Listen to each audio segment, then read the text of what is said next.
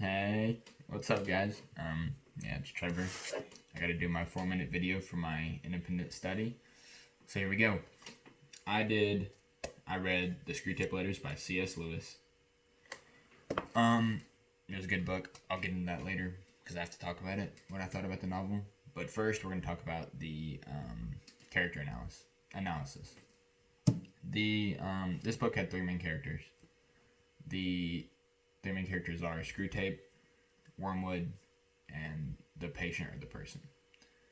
Screwtape and Wormwood are both demons, tempters, and they tempt people. You guys have all heard that before. And the patient is the person that is being tempted by Wormwood.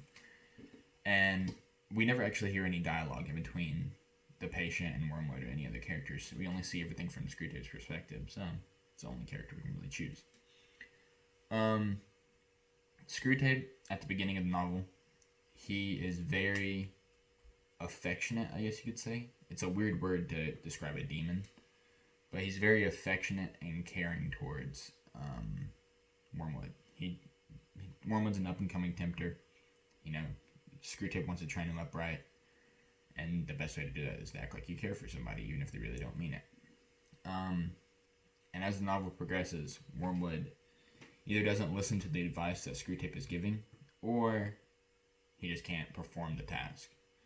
And this eventually causes their relationship to falter throughout the book.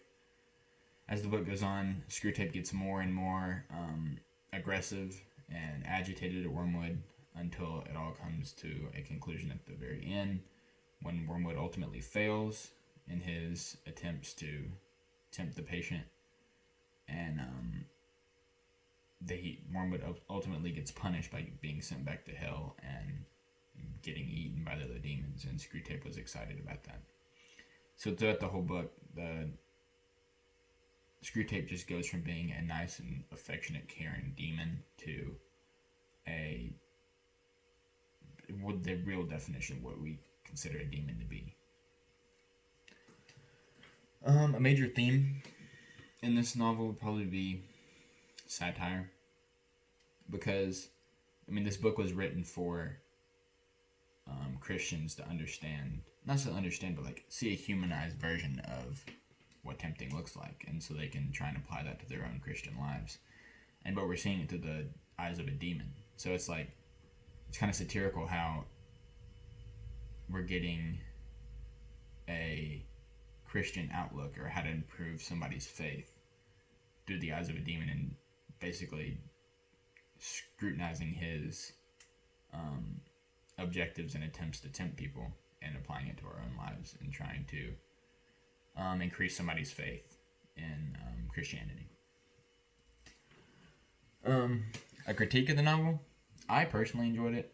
I've grown up in a Christian household, and I don't know how I actually feel about it myself personally, but I've been around this stuff since I was a little kid, and I guess it gives you another perspective on things besides just from reading the Bible and having to go to church and singing songs, and it just shows you the other side of it, which was interesting for me since I've been growing up in this religion my whole life.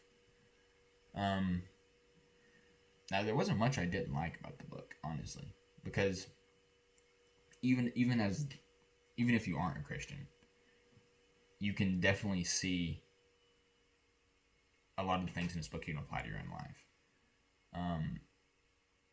For example, the patient was faltering in some of his beliefs. Now, whether you're a Christian or not doesn't matter. You all have your own beliefs, and it kind of teaches you not to falter and basically trust your gut, even if you have some sort of barricade or something blocking your way from achieving what you want or believing what you want. Rate the novel on a scale of 1 to 10. or 1 to 5. I would say it's probably a 4. It would definitely get boring at times. It wasn't the most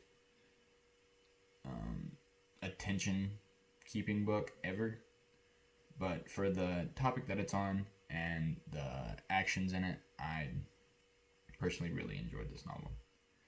And oh, look at that, 5 minutes. I'm that good. But yeah, I really enjoyed this novel. Yeah, that's about all I got to say.